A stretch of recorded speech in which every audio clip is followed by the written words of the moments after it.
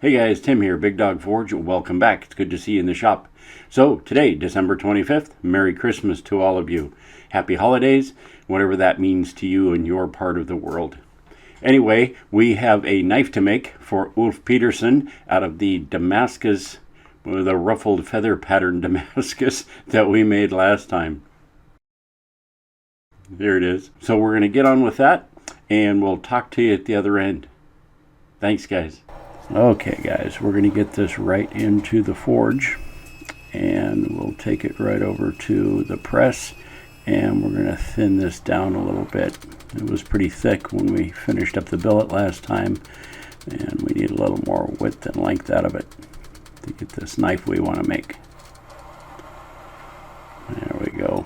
Scrappy did a good job of straightening everything up, and we're going to go ahead and forge the tip into this and the tang, and we will anneal it overnight after that,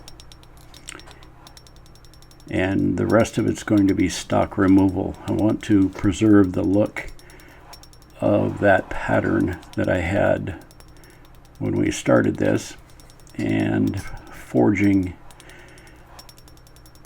all of that knife shape in would alter the pattern that I had, and I just don't want to do that. So we're going to do a little bit of both, a little forging here and then a little bit of stock removal.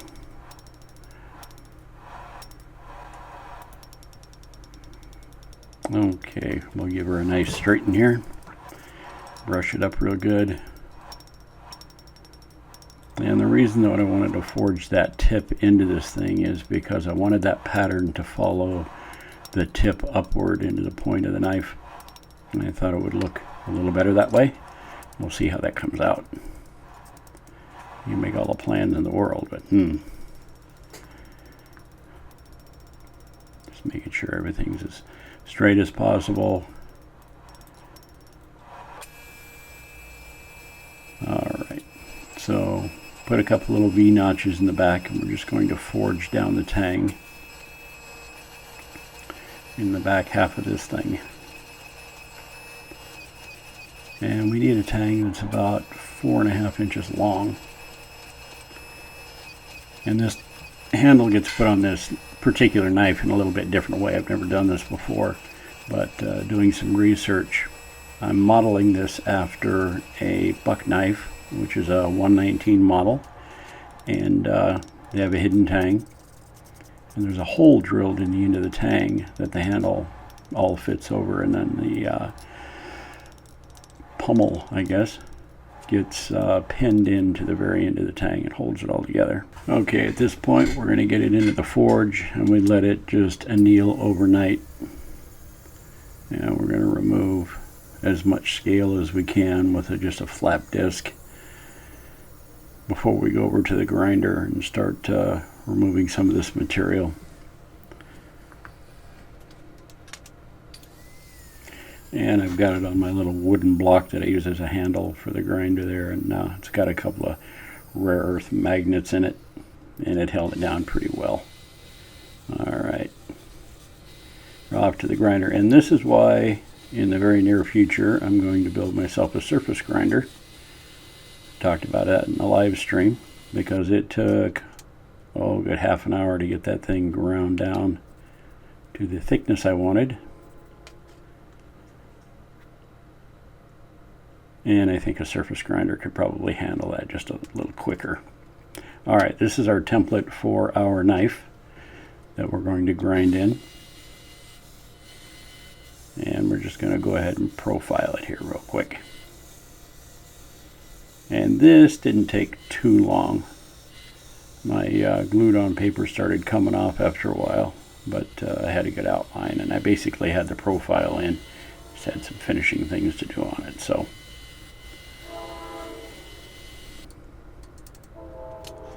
alright, so the bar that I've got clamped to the knife is a piece of high-speed steel from the mill. It's a guide block, and using it here as a file guide so that I can put some nice rounded shoulders on this tang. And I'm not going to square those off. I need as much strength in that as I can. And then we're going to drill in our pinhole. Before we harden this thing, we're going to do all this work so that it's easy. I've been watching a lot of Stuart Smith's videos. He's a gentleman from, I believe, South Africa, knife maker. He's got a lot of really good tips. And I want to say thanks to Stuart. Again, he helped me through this build a little bit. Some tips and tricks from his channel. Alright, so I'm going to grind these bevels in. And what I do is I use that goofy little jig that I made to establish my bevels. And I've been getting a little bit adventurous and then going by hand. And it's been working out. This actually worked out pretty well. Without that jig in the way, you can kind of see what's going on. Yeah, it's not too bad. Alright, time to heat treat this thing and see if this Damascus is going to hold together. And this is peanut oil that I'm using. And it came out looking real good. That nice gray color to it. And this file just skated right off. Okay, so we're onto the belt grinder again. We've got 400 grit on there. And we're just removing the black crud from the quench, the peanut oil, so that we can get this into the tempering oven, also known as my toaster oven. $22 at Walmart. And it works really well. I've got a separate thermometer inside to make sure the temperature stays good. So while that's in the tempering oven, we've got it in there at 375 degrees. And I'll leave it in there for an hour, and then I'll go back, let it cool, and put it in for another hour. See how that comes out. Now these are going to be the guard, and they're just some old pieces of bronze. And it's going to be a 3-piece construction. So I've got a piece of bronze. I'll put a piece of stabilized wood and then the other piece of bronze to make sort of a sandwich around that wood. I think that'll give it some nice detail. This is my stabilized wood, and we're just going to grind that to a little thinner cross section so that this guard doesn't end up being like massively thick or anything. There we go. It's going to be like that. So we'll get that guy gluing up. And you didn't get to see me cut this out, but it's a piece of bronze from a 90-degree angle, round section. And I cut it in such a way, you'll see it here in a minute, but the end of the tang sockets into this, and this is the pommel of the knife. There you go. Just like that. And we'll drill a hole through that, and that's where that will socket in there. And then that'll be our guard. It's all glued up. We can clean that guy up now.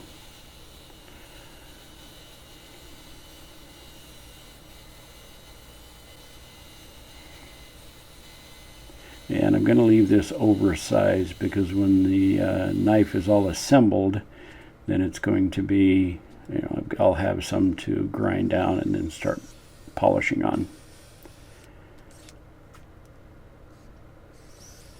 And you can't really see the outline, but I've scribed some lines in that thing to give myself an area to remove so that the tang fits in there. And I've always had a problem with my tang and the guard, a gap between the two alongside.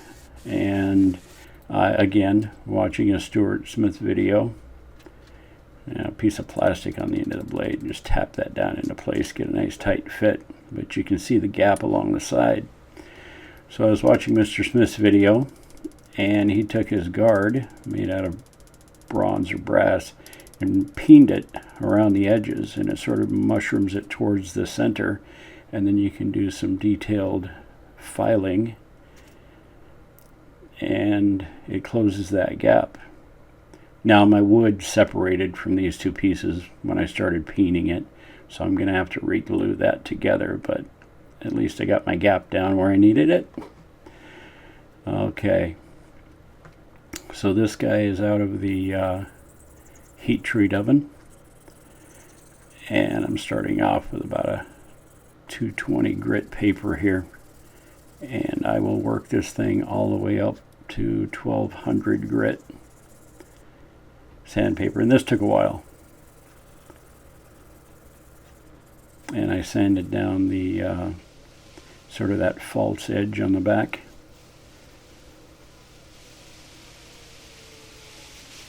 That's up towards the tip. I'm not sure what you call that. Again, not the knife maker.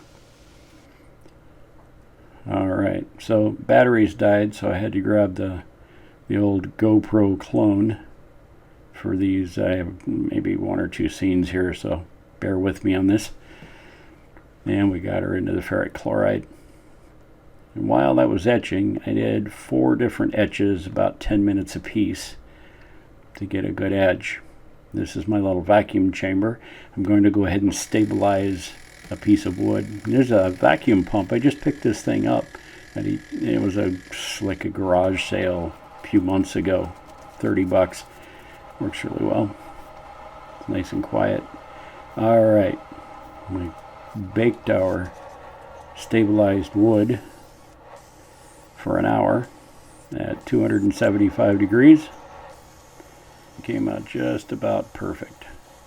There's a couple little cracks, but nothing that a little bit of glue won't handle.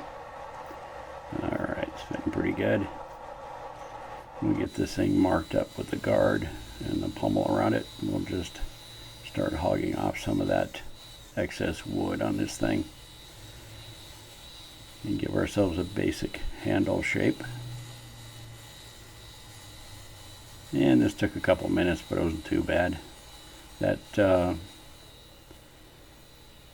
stabilized wood shapes really, really well.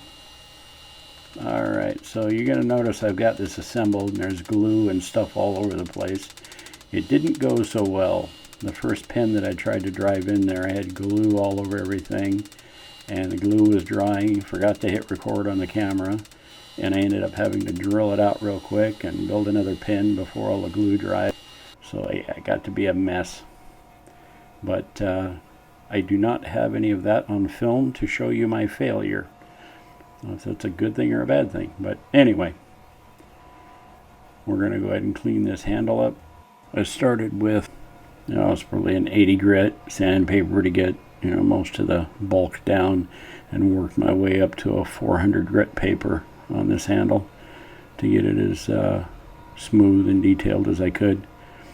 And you slack up that belt a little bit on the tensioner, and you can get it to sort of conform to the handle shape that you want. It's pretty neat. And we're doing a sharpening here, and I just use the slack part of the belt to put that secondary bevel in and sharpen it. I went to a worn out 800 grit belt, and we're going to see how sharp this thing is in some leather, and we're going to see if we can split a piece of leather with it. It seems to be doing pretty good. And just pushes right through that stuff. Slices it up pretty easy. That seems to be pretty sharp. Doing really well. Let's see if it holds an edge. Let's go get some paper and slice through it and see how well it does after this. There we go. We split it in half anyway.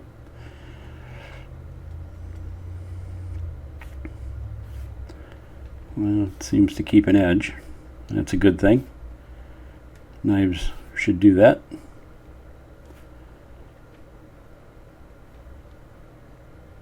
There we go.